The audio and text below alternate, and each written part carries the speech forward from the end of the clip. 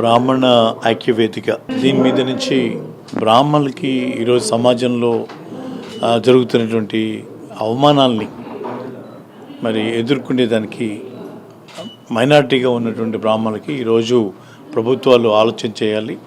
దీనికి ఒక అటాచ్డ్ యాక్ట్ని బ్రాహ్మణులు ఈ ఇబ్బందుల నుంచి బయటపడే విధంగా తీసుకురావాలనేటువంటి లక్ష్యంతో మరి ఈరోజు ఒక చర్చా వేదిక ఇక్కడ జరుగుతోంది.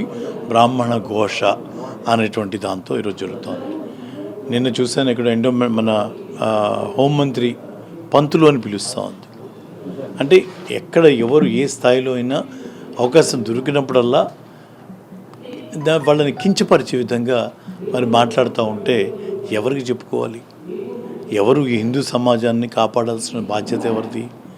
ఆ సమాజాన్ని ఉద్ధరించాలని, బాగుపడాలని, అందరూ బాగుండాలని, సర్వేజన సుఖినో భవంతు అని ప్రతి ఒక్కళ్ళు మంచిని కోరుకునేటువంటి ఈ బ్రాహ్మణుల్ని బలహీనులుగా మరి మాట్లాడుతూ ఇష్టం వచ్చిన విధంగా మరి మాట్లాడేటటువంటి దాని మీద ఖచ్చితంగా అందరం కూడా మరి సమాజం మొత్తం కూడా బాధపడుతున్నటువంటి స్థితిని ఈరోజు గమనించాం.